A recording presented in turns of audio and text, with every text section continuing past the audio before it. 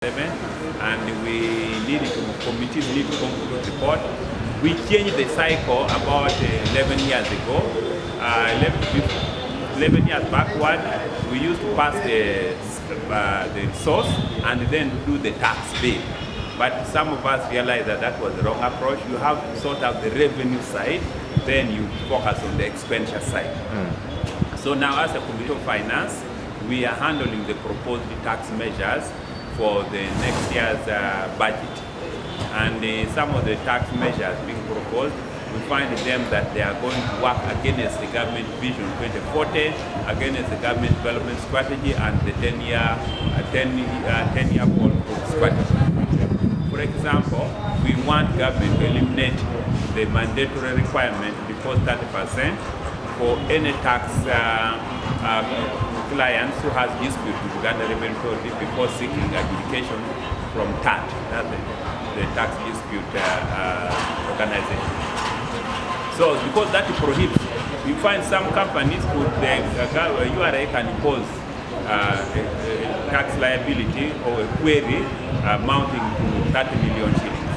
And yet in the actual case, if you go through the books and records, you may find that the tax liability may be 5 billion, but you are required to pay 30% before TAT can hear your dispute. We want that removed. We are looking at several options. Some countries, they have insurance cover. You can pay some insurance cover to allow the TAT to sit and then adjudicate the tax tribunal. Alternative, they also impose government proposing new tax measures. Of course, they think can help raise revenue on importation of second-hand clothes. That is very good. Prohibit use clothes, but we need to develop domestic capacity of indigenous Ugandan to manufacture clothes.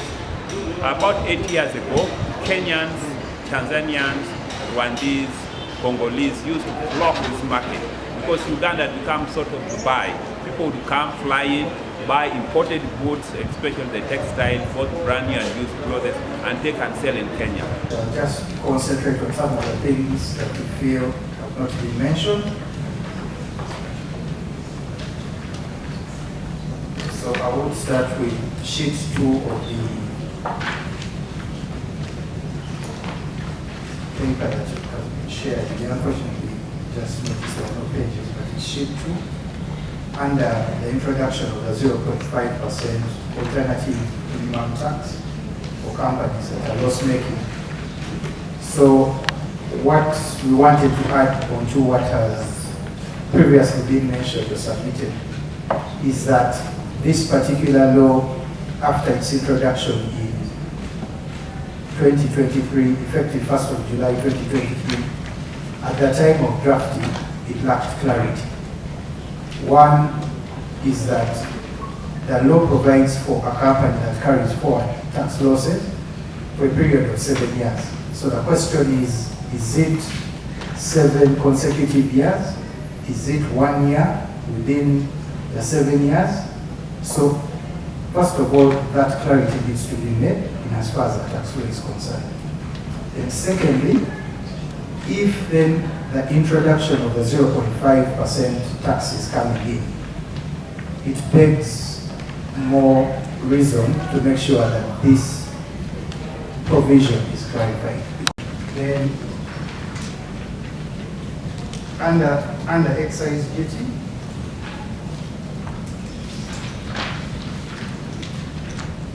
so under excise duty there is a proposed amendment on the registration of motor vehicles and motorcycles, which increases the registration rates.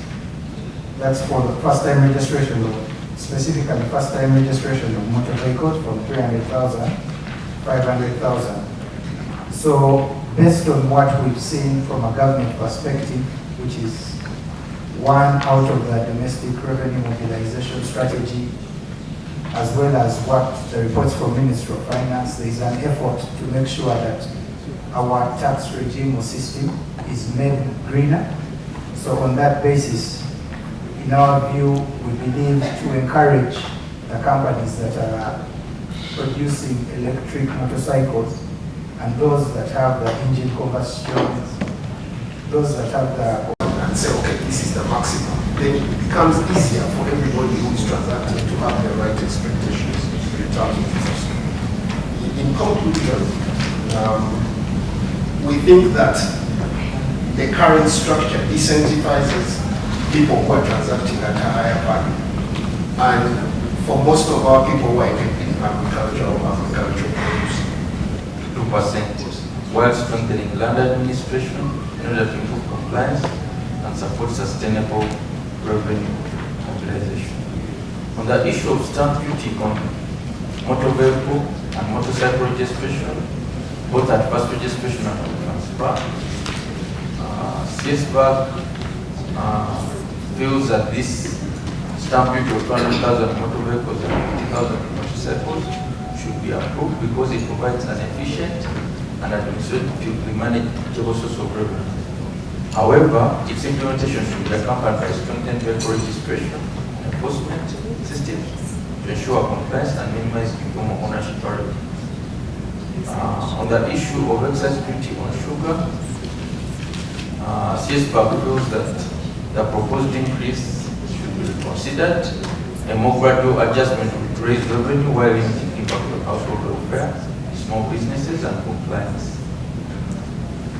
On the issue of reducing the age of accepted motor vehicles from 15 to 13 years, CSBAC feels that the proposed reduction and environmental levy should be considered. A more effective approach would be to combine gradual regulatory adjustments with complementary measures, including investment in public transport systems and targeted incentives